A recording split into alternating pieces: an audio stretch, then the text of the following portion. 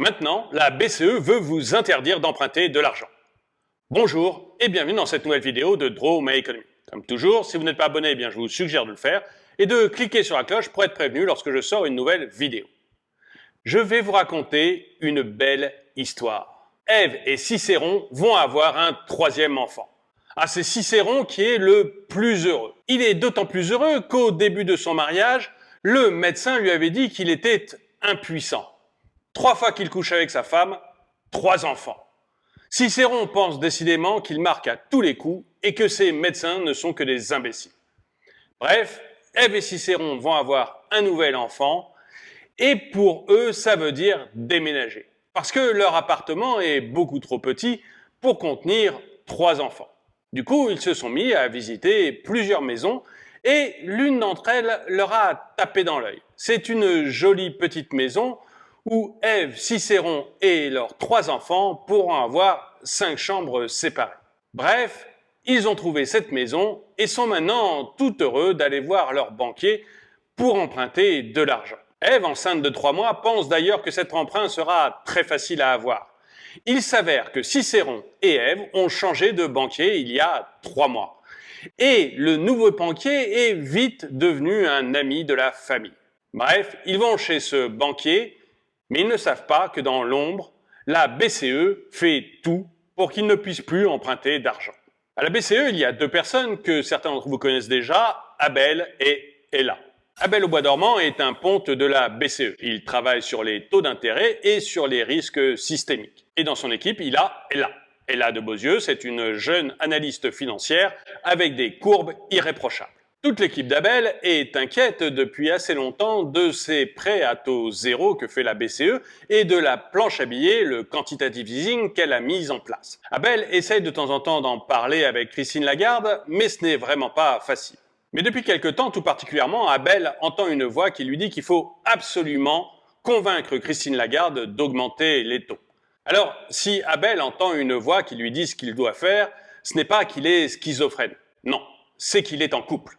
Il a enfin réussi à séduire Ella.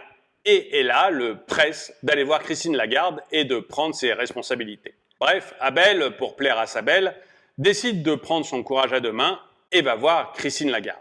Il commence par expliquer à Christine Lagarde que cette affaire d'inflation devient franchement problématique. Dans certains pays, comme la Belgique, on est maintenant à des factures de presque 8 000 € par an de chauffage. Et la population ne va pas pouvoir le supporter très longtemps. Christine lui répond que dans ce cas, on n'a qu'à faire des tutos à la population pour lui expliquer comment prendre des douches moins chaudes et utiliser moins d'eau quand elle se lave les mains. Et oui, il y a décidément de la Marie-Antoinette chez Christine. Et justement, je crois que c'est au moment où Abel a parlé de populace et de tête de banquier central plantée au bout d'une pique que Christine Lagarde a changé d'avis et a décidé d'augmenter les taux de la BCE.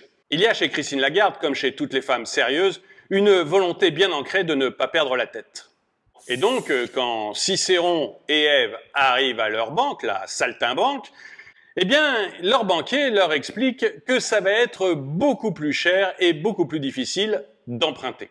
Et ça va être une des conséquences très concrètes de la décision de la BCE dans vos vies. En fait, c'est ce qu'explique leur banquier, Philémon, à Cicéron et Ève.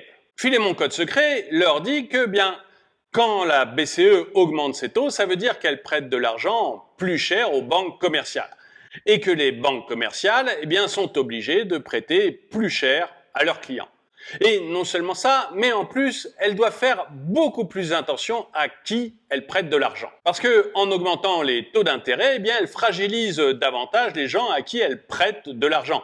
Et du coup, il faut surtout pas prêter à des gens qui ne seront pas capables de rembourser. Bref, les taux d'intérêt auxquels Cicéron et Ève vont augmenter, mais en plus, la banque va faire beaucoup plus attention à leur dossier.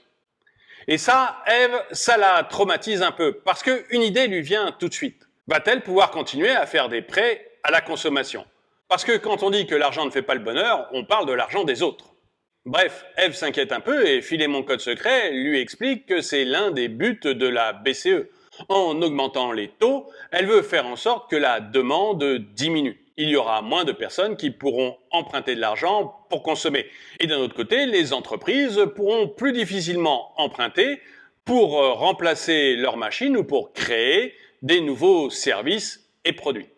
Et du coup, eh bien, l'économie ralentira et en ralentissant, eh bien, l'inflation devrait baisser. Du coup, Ève et Cicéron ont quitté la banque en se posant beaucoup de questions sur l'achat de leur nouvelle maison et surtout sur le fait que leur niveau de vie va peut-être radicalement changer.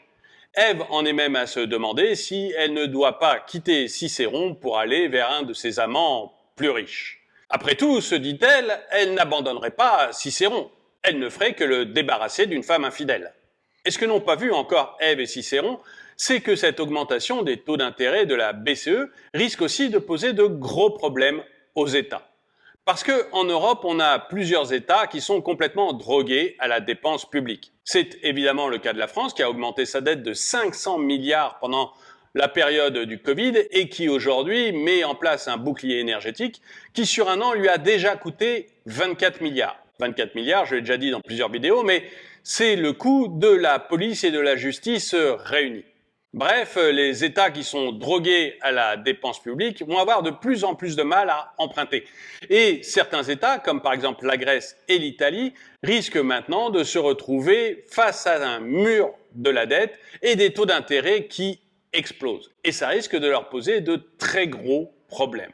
Alors attention, je n'ai pas changé d'avis, je ne dis pas que la Banque centrale ne devait pas augmenter ses taux. Bien au contraire. 0,75%, je trouve même que ça ne sera pas suffisant. La BCE, elle ne pouvait pas faire plus qu'une augmentation de 0,75% de ses taux, parce que sinon ça aurait créé une véritable panique. Mais 0,75%, ça ne sera pas suffisant pour tuer l'inflation. Pour tuer l'inflation, il faudra encore augmenter les taux bien plus que ça dans les trimestres qui viennent, et l'année 2023 va être une succession d'augmentation des taux d'intérêt. À 0,75%, on ne va pas faire grand-chose en réalité. Bref, si la BCE a vraiment décidé de tuer l'inflation, eh bien vous devez savoir qu'on n'est qu'au début de la hausse des taux. Et vous devez prendre en compte le fait que les taux d'intérêt vont encore énormément augmenter. Et j'aimerais bien savoir où vous en êtes, vous. Est-ce que vous avez des crédits en cours? Est-ce que vous allez en prendre un pour acheter une maison, par exemple? Est-ce que cette hausse des taux, finalement, comme pour Cicéron et Ève, elle va drastiquement changer votre niveau de vie?